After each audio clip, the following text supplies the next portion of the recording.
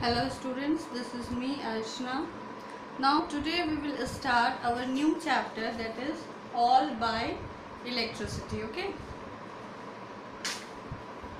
So if you had to live inside a submarine for a year, what 5 things you will take with you? ये chapter है एक submarine के बारे में, जो कि पानी के अंदर जो जहाज़ रहता है ना, वो पूरा ऊपर से पैक रहता है. ठीक है, जैसे शिप रहता है उस टाइप का नहीं रहता है. ये पिक्चर दिया हुआ है, बाकी आप लोग नेट में भी सर्च करोगे इसके पिक्चर्स, है ना. तो इस सबमरीन का नाम है नॉटिलस. नॉटिलस जो है एक सबमरीन था. और सबसे पहले ऊपर में लिखा है कि अगर आपको पानी के अंदर सबमरीन में रहना पड़ा 1 साल के लिए, तो ऐसी कौन सी 5 चीज़ें हैं जो आप अपने साथ लेके जाओगे. सोचना इसके बारे में. ठीक है. तो यहाँ पे बताया गया है कि ये जो सबमरीन है, जो पानी के अंदर समुद्र के अंदर रहता है, ये सबमरीन का नाम है नॉटिलस. और अब आगे हम लोग पढ़ते हैं. And I was suppose to live my entire life inside this machine, hence it was only natural that I should learn as much as possible about its functioning. ये जो ऑथर हैं ये बता रहे हैं कि मैं अपनी पूरी ज़िंदगी इस सबमरीन में रहा हूँ, इसीलिए ये नेचुरल है कि मैं जितना ज़्यादा से ज़्यादा इसके फंक्शन के बारे में सीख सकूँ तो मेरे लिए अच्छा था. I entered the captains room. ठीक है, वो कैप्टन के रूम के अंदर जाते हैं. It had a severe almost hermit like experience. मतलब उसका अपीयरेंस ऐसा था कि सिर्फ एक बंदा ही, हर्मिट मीन्स एक बंदा ही उसके अंदर अकेले जैसे ज़िंदगी गुजारते हैं वैसे ही रहता था. उसके पास में एक स्मॉल आयरन का बेडस्टेड रखा रहता है. बेडस्टेड मीन्स जो भी बिस्तर के ऊपर कपड़े या मैट्रेसेस रहते हैं ना, उसको रखने के लिए जो एक फ्रेम बना हुआ रहता है. एक वर्क टेबल है. A few pieces of furniture for his toilet. Everything illuminated by indirect light. No comfort, only the barest of necessities. अब देखो ये सबमरीन अगर कितना भी बड़ा होगा, तो जैसे हम लैंड के ऊपर रहते हैं वैसे तो हमारे पास सारी चीज़ें, नेसेसरी चीज़ें नहीं रहेंगी, है ना. जो हमारे लिए ज़रूरी है बस वही चीज़ हमारे साथ रहेगी. तो इसीलिए यहाँ पे लास्ट लाइन में लिखा है only the barest of necessities. जो हमें ज़्यादा से ज़्यादा ज़रूरत है सिर्फ वही चीज़ें उस सबमरीन के अंदर थी. कैप्टन नीमो एक चेयर की तरफ इंडिकेट करते हैं और बोलते हैं please be seated. I sat down and he spoke as follows. वो बैठ जाता है. ठीक है, उसके बाद वो कैप्टन जो है उससे बोलना शुरू करते हैं. तो ये जो बंदा हमें स्टोरी बता रहा है उसका नाम है Aronnax. Doctor Aronnax, said Captain Nemo, pointing to the instruments hanging on the wall of his room. These are the instruments needed for sailing the Nautilus. वो उसकी तरफ इशारा करते हुए बताते हैं कि डॉक्टर एरोनेक्स, ये वो सारी चीज़ें हैं जो हमें इस नॉटिलस को चलाने के लिए चाहिए रहती है, जो यहाँ पे वॉल पे टंगी हुई है. As in the saloon I have them always in view, telling me my position and exact direction in the middle of the ocean. तो वो सारी चीज़ें क्या थी जो डायरेक्शन बताती है ना और पोजिशन बताती है. ठीक है. Some of them you already know, such as thermometer. कुछ चीज़ें ऐसे थी वहाँ पे जो ऑब्जेक्ट्स थी जिसे डॉक्टर एरोनेक्स पहले से ही जानते थे, जैसे थर्मामीटर जो कि टेम्परेचर बताता था नॉटिलस के अंदर, बैरोमीटर जो कि वेट बताता था एयर का, एंड हैंस फॉरकास्ट और जो वेदर में चेंजेस होती है उसे भी बताता था. The hygrometer which register the amount of moisture in the air, कि एयर में कितना मॉइस्चर है. द स्टॉर्म ग्लास, एक स्टॉर्म ग्लास था, मतलब तूफान आएगा तो कब आ रहा है या कितनी देर में आएगा. Whose mixed up content separate out to be herald. Herald means कुछ चीज़ जो होने वाला है उसे बताता था स्टॉर्म ग्लास. ठीक है. द अराइवल ऑफ स्टॉर्म्स, की स्टॉर्म्स मीन्स आंधी तूफान कब आएंगे. The compass which shows me the course to take. The sextant which indicates my latitude by the altitude of the sun. ये लैटिट्यूड और एल्टीट्यूड हम सन से कितनी दूरी पे है या किस डायरेक्शन में है वो बताता था। Chronometer which enable me to calculate my longitude and lastly the telescope, और टेलीस्कोप था लास्ट में for the day and night use की बाहर देखना है उन्हें तो वो टेलीस्कोप से देख सकते थे। Which I use to examine every point on the horizon when the Nautilus is on the surface. जब नॉटिलस सरफेस पे होता था तब ये सारी चीज़ें यूज़ होती थी। ठीक है, नेक्स्ट लाइन में these are the usual navigational equipment and are aware of their functions. ये जो थे यूजुअल इक्विपमेंट्स थे जिसके बारे में डॉक्टर एरोनेक्स जानते थे, लेकिन but I can see others which must correspond to the special requirements of the Nautilus. Isn't that dial with the moving needle a pressure gauge? वहाँ पे एक प्रेशर गेज भी था जो एक स्पेशल रिक्वायरमेंट था नॉटिलस का। Yes indeed, it is in contact with the water outside and by telling me the pressure indicates what depth my vessel is at. वो एक प्रेशर गैस क्या था, हम पानी के कितना बाहर है, मतलब सॉरी हम पानी के कितना नीचे, पानी में कितना अंदर तक है वो बताता था प्रेशर गैस। ठीक है, और वो बाहर आउटसाइड था, सबमरीन के बाहर था। And are these are new kind of sounding instrument, और बहुत सारे कुछ नए काइंड्स ऑफ इंस्ट्रूमेंट थे जो साउंड करते थे। They are thermometric sounding devices registering the temperature at various depths and these are the instruments whose purpose I can not begin to guess. और बहुत सारे ऐसे इंस्ट्रूमेंट थे वहाँ पे जिसके बारे में जो डॉक्टर एरोनेक्स है उन्हें पता नहीं था। Before going any further, Dr. Aronnax, I must explain a few things, so please pay attention to what I have to say. तो कैप्टन नीमो जो है वो बोलते हैं डॉक्टर एरोनेक्स को कि मैं आपको कुछ चीज़ें एक्सप्लेन करना चाहता हूँ, इसीलिए आप मेरी तरफ ध्यान दीजिए।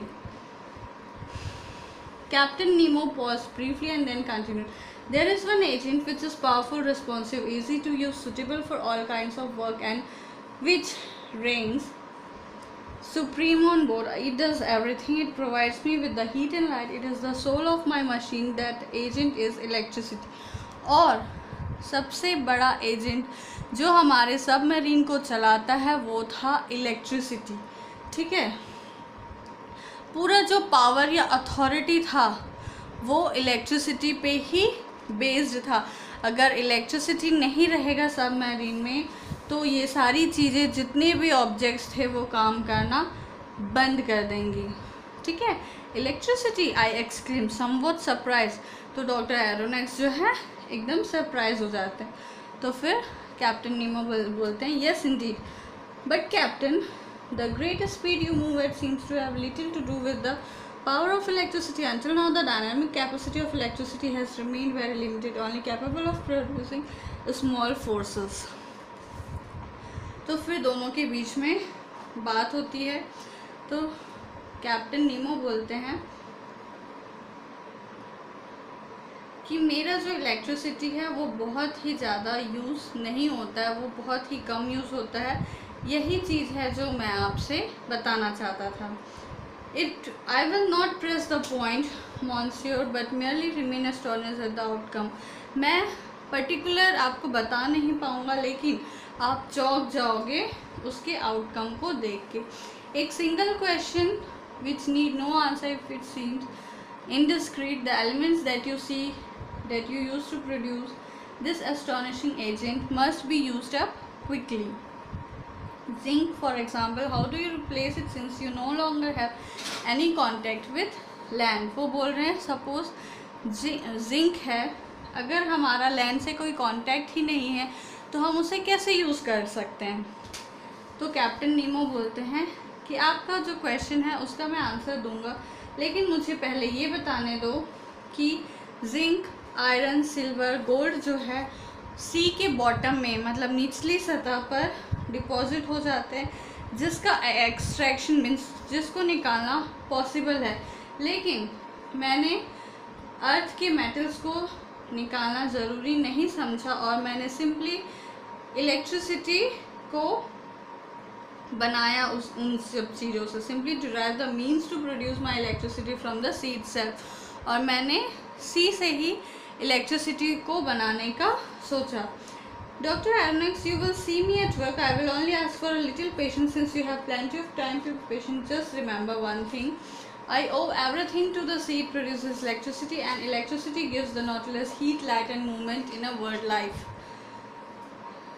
कैप्टन नीमो जो है वो बताते हैं कि मैं जो सी के बारे में, समुद्र के बारे में सारी चीज़ें जानता हूँ, और ये सारी चीज़ें मैं ओन भी करता हूँ, मतलब मैं ले सकता हूँ समुद्र से। लेकिन सबसे इम्पॉर्टेंट जो लाइट चीज़ है नॉटिलस के लिए वो है हीट, है ना। हीट चाहिए, लाइट चाहिए और मूवमेंट चाहिए। तो नॉटिलस जो सबमरीन है वो चलेगा कैसे पानी के अंदर? तो अगर एक वर्ड में कहा जाए तो इलेक्ट्रिसिटी जो है वो है उसकी लाइफ है। In a word it is called life, ठीक है। तो वो बताते हैं इलेक्ट्रिसिटी जो है हमारे सबमरीन नॉटिलस के लिए लाइफ के रूप में काम करती है। But not the air you breathe, लेकिन वो हवा के जैसे नहीं है जो हम लेते हैं। Oh, I could manufacture all the air I need for my consumption, but that would be pointless since I go back up to the surface whenever I want. But even if electricity does not provide me with air for breathing, it does work the powerful pumps that store air in special tanks, thus allowing me to remain at the deepest levels as long as I wish. तो ये बोलते हैं कि ठीक है, मैं अपने लिए एयर तो मैन्युफैक्चर कर सकता हूँ मुझे जितनी चाहिए सरफेस से जाके जब भी मुझे चाहिए, लेकिन क्या इलेक्ट्रिसिटी मुझे हवा प्रोवाइड नहीं कर सकता ब्रीथिंग के लिए? क्योंकि वो तो पावरफुल पंप है ना, जिसके अंदर स्पेशल टैंक में एयर जो है स्टोर किया हुआ रहता है, और वो मुझे बताते हैं कि मैं इतने डीप तक पानी में कितने देर तक रह सकता हूँ। Captain, I can only admire this. You have evidently discovered the real dynamic power of electricity that people will undoubtedly discover one day. तो वो डॉक्टर एरोनेक्स जो हैं वो बोलते हैं कि कैप्टन, आपने जो इलेक्ट्रिसिटी है, जो पावर ऑफ इलेक्ट्रिसिटी है उसको डिस्कवर किया है, और जो लोग हैं वो अनडाउटेडली एक दिन ये ज़रूर जान जाएंगे कि इलेक्ट्रिसिटी जो है हमारे लिए कितना इम्पोर्टेंट है। तो डॉक्टर नीमो जो है, कैप्टन नीमो जो है वो बोलते हैं कि I don't know whether they will, मुझे नहीं पता कि पीपल जो है उन्हें इलेक्ट्रिसिटी के इम्पोर्टेंस के बारे में पता चलेगा कि नहीं, लेकिन पहला एप्लीकेशन जो हमारे लिए है वो है इनवैल्यूएबल टूल, और हमें इसके बारे में बहुत अच्छी तरह से पता चल गया है, जो कि एक ऐसा एजेंट है जो हमें लाइट देता है जब सन हमें नहीं दे सकता है। जाहिर सी बात है, जैसे रात में हमें रोशनी चाहिए तो सन तो तब नहीं देगा ना, लेकिन हमें रोशनी किससे मिलती है? इलेक्ट्रिसिटी से। Look at this clock, it is an electric one and keeps time more accurately than the best chronometers. I have divided it into 24 hours like Italian clock, since for me there is neither night nor day, sun nor moon, but only the artificial light which I carry with me to the bottom of the seas. Look at it and in the morning. तो वो बोलते हैं देखो यहाँ पे मैंने एक clock को डिस्कवर किया है जो कि इटालियन टाइम शो करता है 24 आवर्स का, जब मुझे सन या मून किसी की भी या दिन या रात की ज़रूरत नहीं होती है, और ये मैं हमेशा अपने साथ ही रखता हूँ, और अभी सुबह के 10 बज रहे हैं। तो बोलते हैं अच्छा ये दूसरा उपयोग है इलेक्ट्रिसिटी का। This dial before our eyes serves to indicate the speed of the Nautilus. फिर एक डायल दिखाते हैं जो बताते हैं कि देखो ये इंडिकेट करता है कि नॉटिलस का स्पीड क्या है। An electric circuit connects it to the propeller of the log. Propeller of the log means जो एक फैन की तरह होता है जो सबमरीन को चलाने का काम करता था, ठीक है। तो 15 नॉट्स के स्पीड से, एक मॉडरेट स्पीड से मींस मीडियम स्पीड से जो है उसका इंजन जो है चलता था। It's amazing and I can see, Captain, that you were right to use this engine which will one day replace wind, water and speed. We haven't finished here. Dr. Aronnax said Captain Nemo getting up, and if you would like to follow me, we will visit the rear section of the Nautilus. I followed Captain Nemo like an obedient student. फिर captain Nemo जो है वो बताते हैं कि अभी तक हमने पूरी सारी बातें जो है नॉटिलस के बारे में बताना ख़त्म नहीं किया है। अगर आप चाहें तो आप मुझे फॉलो कर सकते हैं। मैं आगे भी आपको इसके बारे में, जो इसके रियर सेक्शंस है, जो अलग अलग डिपार्टमेंट्स है, उसमें मैं आपको ले जाके इसमें दिखाऊंगा। तो जो डॉक्टर एरोनैक्स है वो एक ओबीडियंट स्टूडेंट के जैसे कैप्टन नीमो के पीछे पीछे जाते रहते हैं। फिर एक डोर ओपन होता है 10 फुट का, जिसमें किचन है, स्टोर, उसमें बीच में एक बड़ा सा ह्यूज स्टोर रूम है।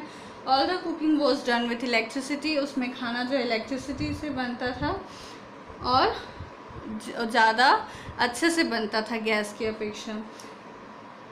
जो वायर्स थे कुकर के अंदर वो इवनली डिस्ट्रीब्यूटेड थे और मेंटेन रखते थे हीट को, ताकि प्लैटिनम प्लेट्स जो है अच्छे से खाने को कुक कर सके। डिस्टिलेशन था, उसमें जो इवेपोरेशन प्रोवाइड करते थे ताकि एक्सेलेंट डिस्टिल वाटर निकल सके। Near the kitchen open a bathroom, kitchen के पास ही एक बाथरूम ओपन होता था जिसमें से टैप थे जो हॉट और कोल्ड वाटर प्रोवाइड करते थे जैसा आपको ज़रूरत लगे। किचन के बाद कंट्रोल रूम था 16 feet long, but it's door was close, उसका डोर जो था कंट्रोल रूम का क्लोज था। तो ये जो डॉक्टर एरोनैक्स है वो कुछ भी नहीं देख पाते हैं, तो वो ये नहीं बता सकते हैं कि नॉटिलस को चलाने के लिए या ऑपरेट करने के लिए कितने लोग ज़रूरी रहते हैं। लास्ट में 4th water tight division separating the control room from the machine room था। ठीक है, लास्ट में कंट्रोल रूम के बगल में एक मशीन रूम था जो कि वाटर टाइट डिवीज़न को सेपरेट करता था। एक डोर ओपन होता था जिसमें चैम्बर था कैप्टन नीमो का, जो कि फर्स्ट ऑर्डर के इंजीनियर थे और उन्होंने ही इस मशीन को लोकोमोशन के लिए इंस्टॉल किया था। तो जो इंजन रूम था वो बहुत ही ब्राइटली लिट था, मीन्स बहुत ही उजाला था इंजन रूम में, और 20 मीटर्स लॉन्ग था, 20 मीटर्स से भी ज़्यादा, and more than 20 meters long. It was divided into 2 clear parts, 2 parts में वो डिवाइडेड था। पहला जो था इलेक्ट्रिसिटी प्रोड्यूस करता था और जो दूसरा था वो ट्रांसमिट करता था इलेक्ट्रिसिटी को, और प्रोपेलर मीन्स जो पंखा लगा था नॉटिलस को चलाने के लिए, उसके मूवमेंट के लिए वो इलेक्ट्रिसिटी को ट्रांसमिट करता था। तो आई वॉज इन कंप्लीट एव at the power of this new agent called electricity. तो वो पूरे मतलब उनको इतना ज़्यादा रिस्पेक्ट रहता है डॉक्टर एरोनैक्स को कि ये सारी चीज़ें जो हो रही है, जो सबमरीन चल रहा है, किसकी वजह से चल रहा है, एक ही डिवाइस है, मतलब एक ही चीज़ है, वो है इलेक्ट्रिसिटी। अगर इलेक्ट्रिसिटी ना रहे तो ये सबमरीन काम ही नहीं करेगा। ठीक है, और ये एक जो स्टोरी है 20,000 लीग्स अंडर द सी, उससे एक छोटा सा ये एक पार्ट था। आई होप ये आपको चैप्टर अच्छे से समझ में आ जाएगा। सबमरीन का पिक्चर्स आप लोग इंटरनेट में सर्च करेंगे, क्वेश्चन आंसर्स मैं आपको इमेजेस में भेज दूँगी, वर्ड मीनिंग्स लिखोगे और अच्छी सुंदर हैंड राइटिंग में। ठीक है, थैंक यू सो मच।